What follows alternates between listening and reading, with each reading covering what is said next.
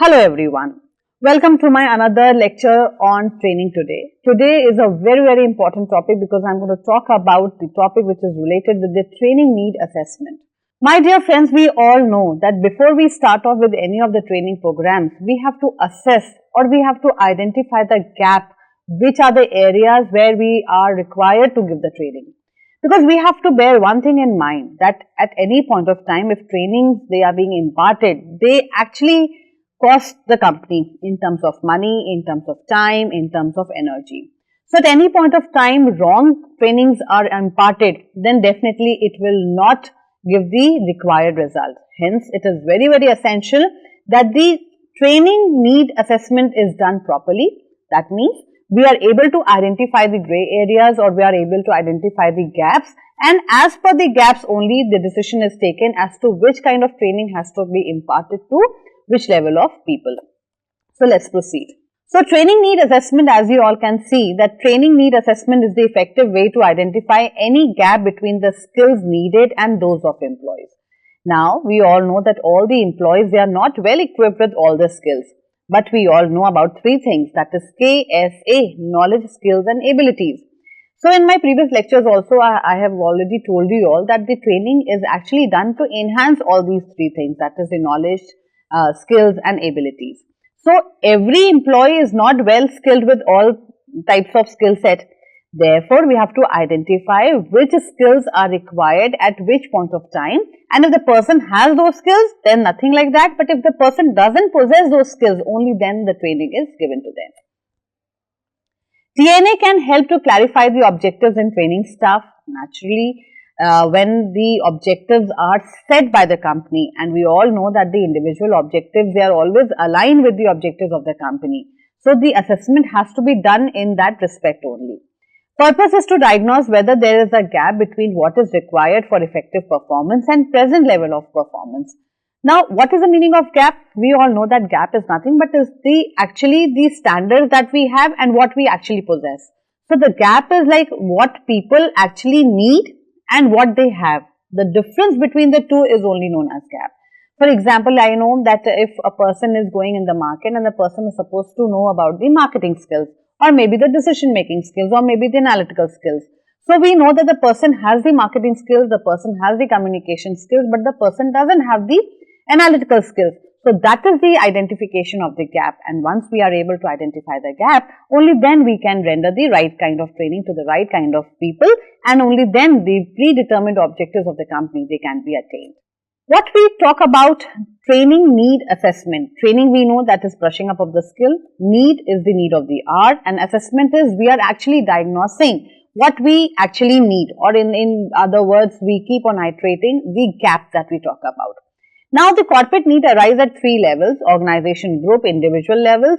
They are interdependent because the corporate performance of the organization ultimately depends on the performance of the individual employees and its subgroup.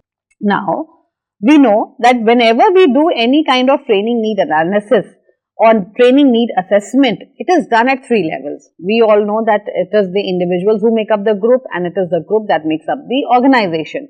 So we have to identify whether the training is needed at an individual level, whether it is needed at an group level, or is it needed at the organization level. Supposing if the training is needed at the individual level, so naturally it will be a face-to-face training, or the person will be involved in the training. But if it is the group, then we have to make the identification of the group, which group needs the training, what kind of training has to be given to them, whether it is pertinent to the objectives of the company or whether they are not. And then definitely individuals, they make up the group, and the group, they make up the organization. So that is why it is said that whenever we are talking about the training need assessment part, it is actually done at the individual level, group level and the organization level.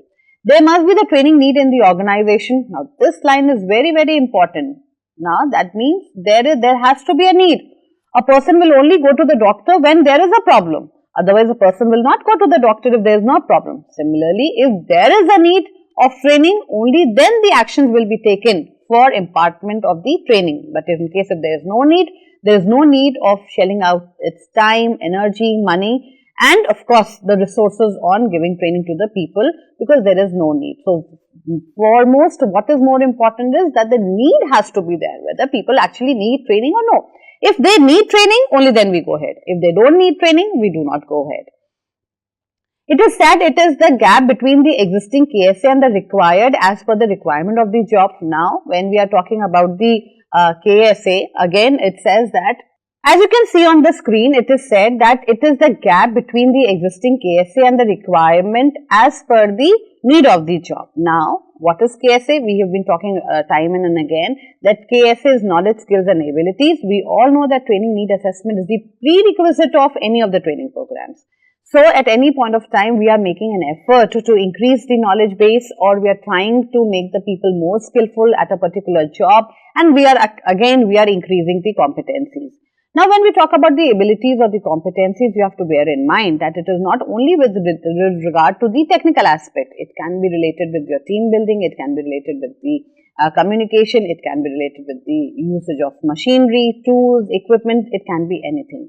So, definitely training need assessment is done at 3 levels, and it says that it is related to a systematic analysis of training activities required to achieve human resource development goals.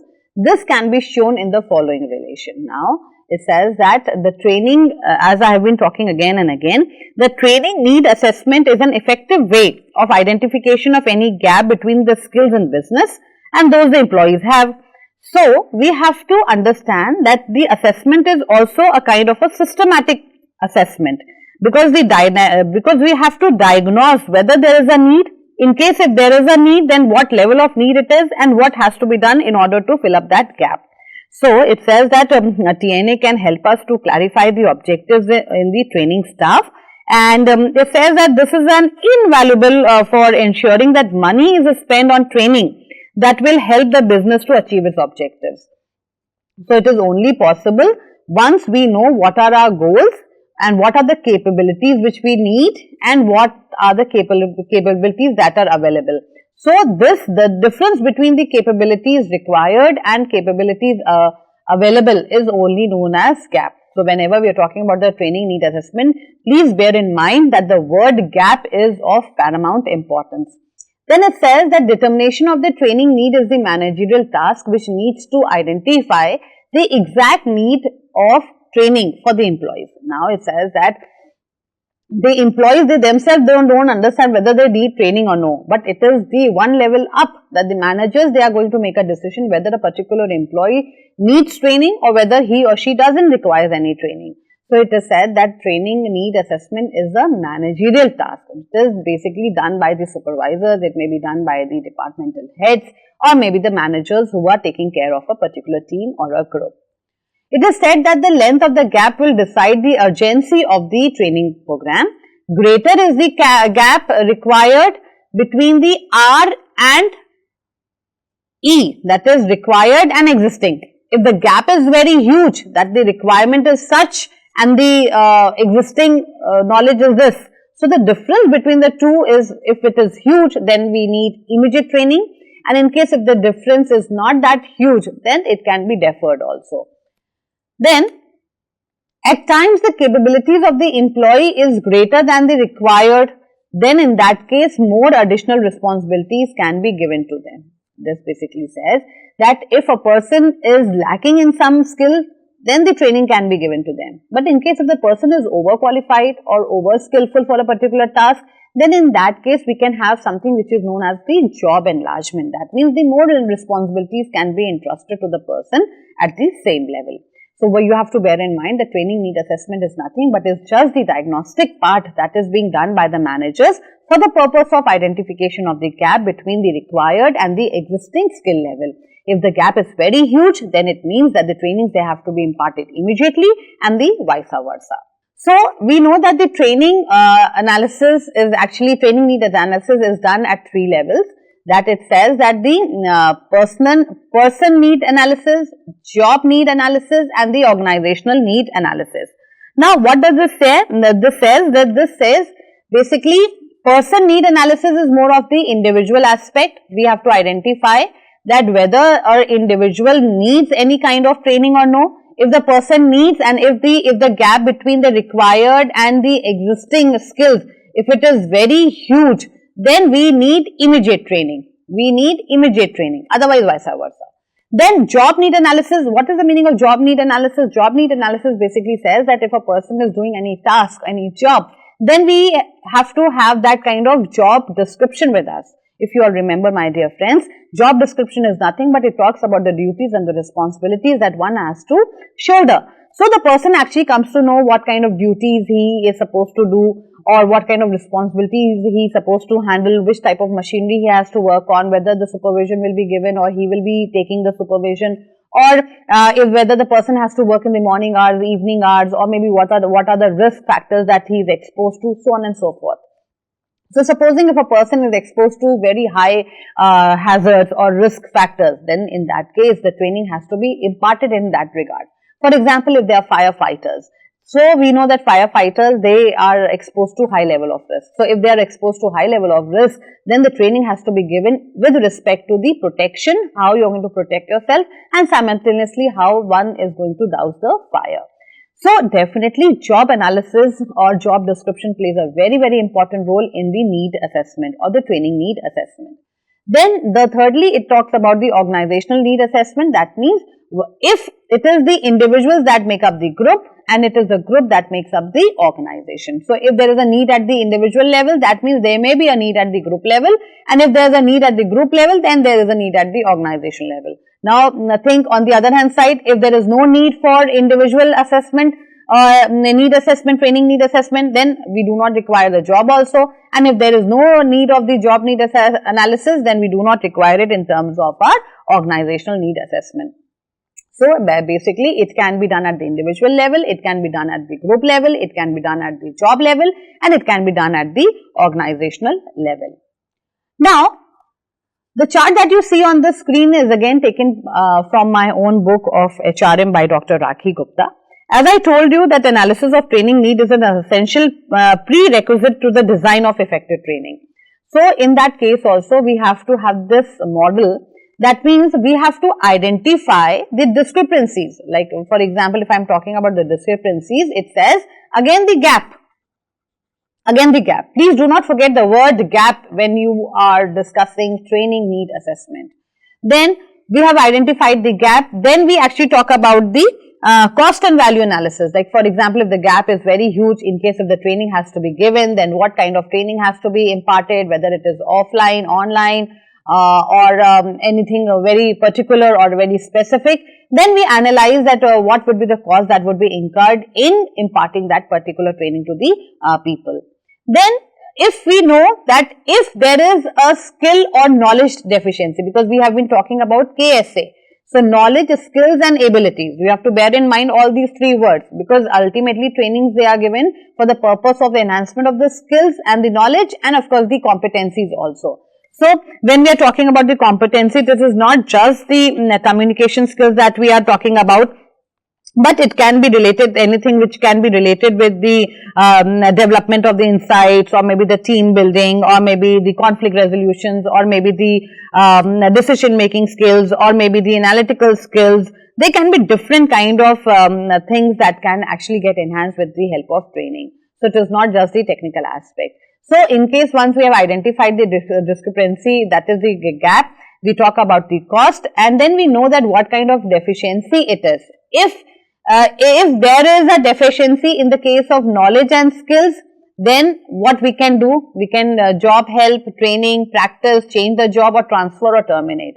So these are the options that are actually available, that if there is a deficiency. For example, job help, for example, if we can change, if we are able to change the job conditions, for example, if we are able to change the, if we are able to change the location, or maybe the maybe the area, or maybe the machinery, or maybe the tools, or maybe the supervisors, whatever the condition is.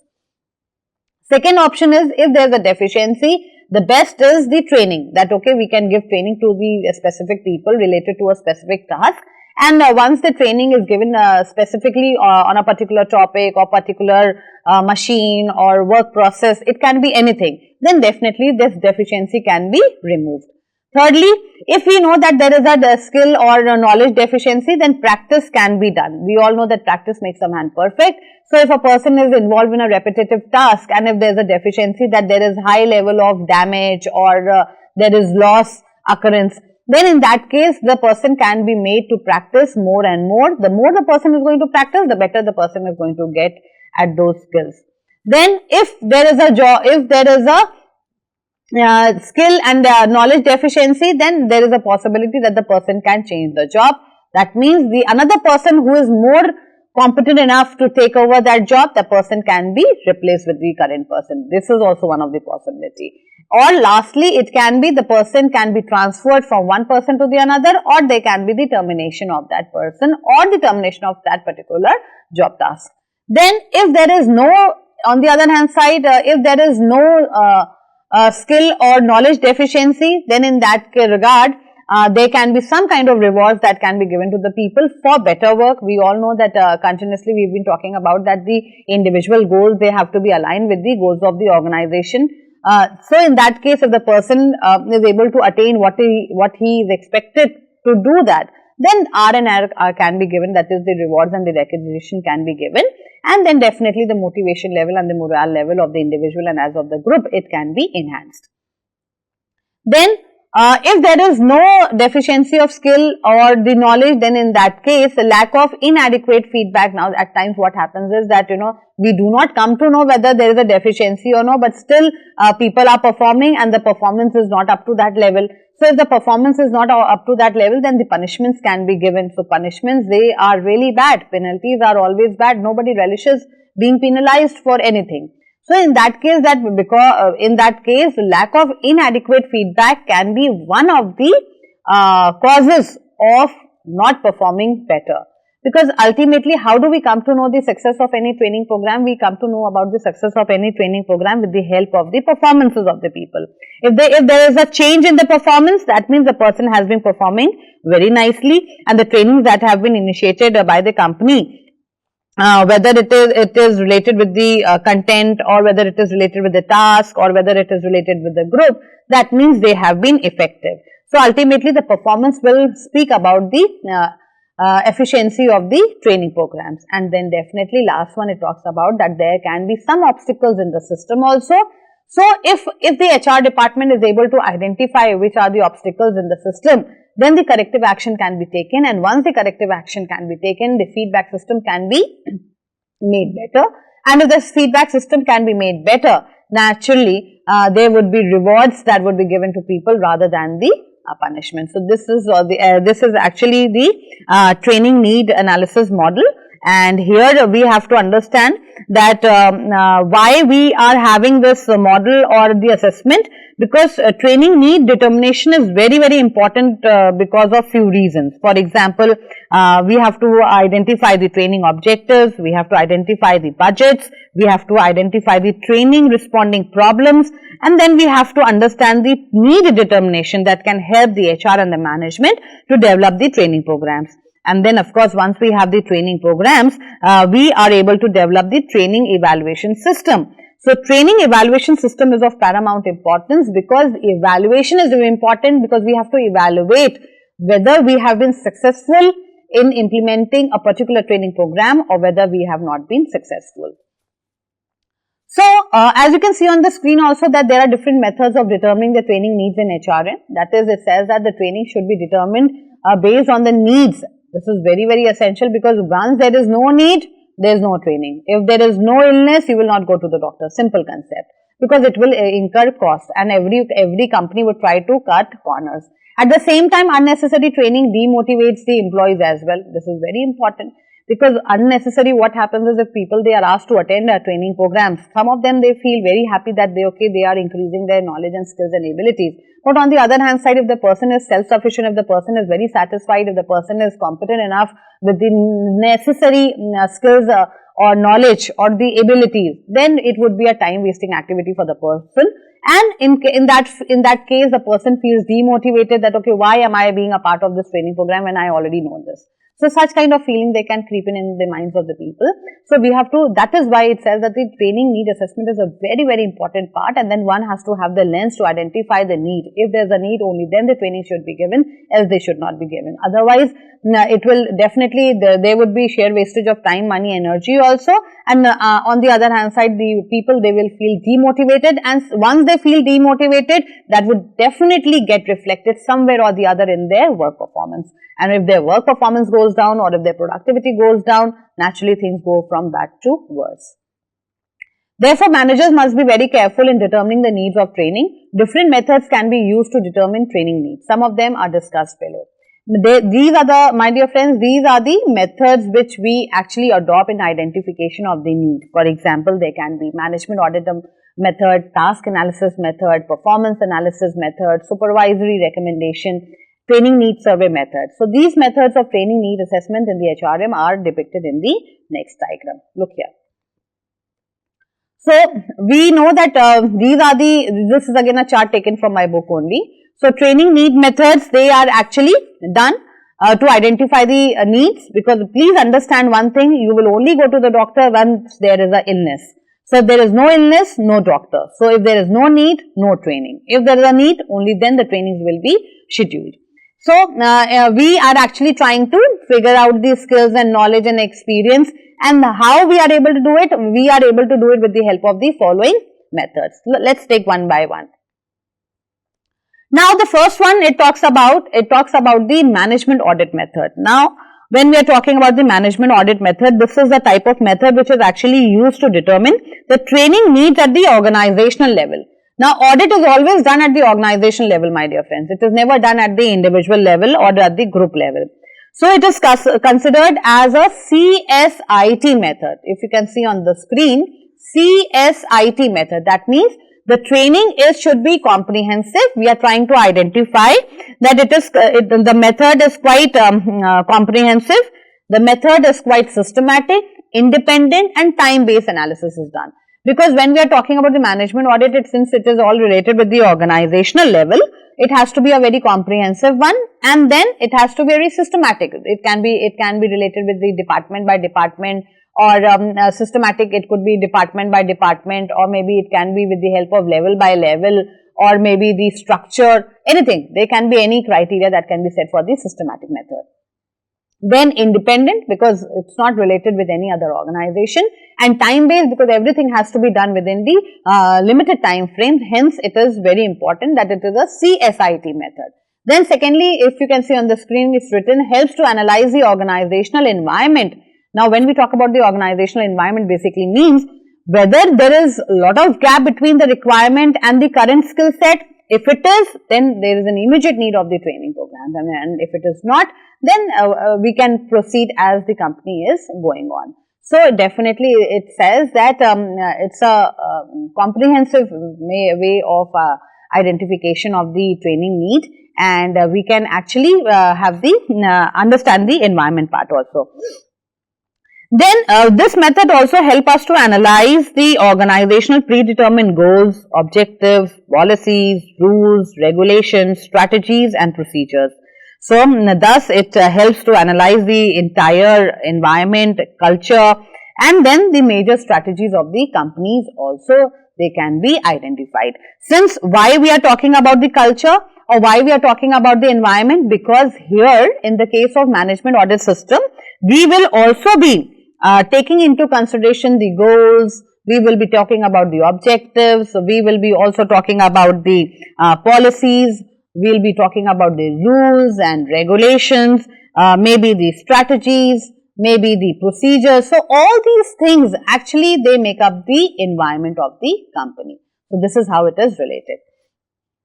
Then the second one which you can see on the screen, it's all related with the task analysis method now. Now this is used to determine the training need at the task level. Now task is like the particular job that we talk about. So it says that we need in-depth job description in terms of the activities to be performed. Now activities to be performed, If a person is supposed to perform 5-6 activities, then we identify what kind of skill set person should have. Supposing if the person is supposed to perform 5 activities and the person only has 3 skills, that means there is a gap and we need to have 2 more skill sets added to the person so that the person is able to perform in the best possible manner. Then it says that in the case of task analysis method, we have a standard job performance chart which is prepared, which talks about the skill set required for the performance of the task. Here also the deficiencies are identified or the gaps are identified between the expected and the required, and then the analysis is done. If the expected is huge or the current skill set is less, that means this particular task or job needs immediate attention related to the training.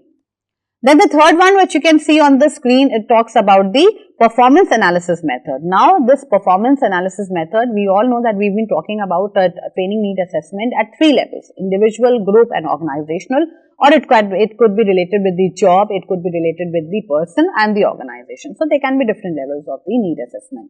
So, the performance analysis method is actually, it is at the individual level, because it is the individuals who are going to perform. It is the individuals who are going to perform. Performances are identified, then the requirements are estimated.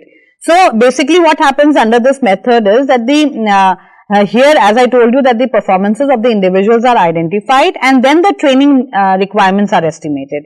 Again, we talk about the gap, my dear friends, and then the training decision is taken. Performance can be measured at the individual and the organizational level. So, organizational analysis is also done for the purpose of identification of the actual performance. So, when we are talking about the performance, it is not only the organizational, but it is also at the individual level, and they are all interrelated with each other. Then the next method of the training need assessment is the supervisory recommendation method. Now, here we know that the managers or the people under whom you are working, they are the best judge. They can actually gauge very nicely that how the person is performing, or what are the skills that the person has, or what are the skills the person needs, or what kind of the performance the person is giving, or is there any skill gap or no. So, in the case of supervisory recommendation method, what happens is that it's just the managers or the bosses, they make a recommendation that okay, we need certain training programs to be initiated by the company or maybe by the HR department for certain segment of people or for certain number of employees for a particular department, for a particular faculty or facility or anything. It can be department, it can be the unit, it can be anything. So, here the supervisor are asked to recommend the names of the employees, but here in the case of supervisory recommendation method, the biasness, the chances of biasness is very high.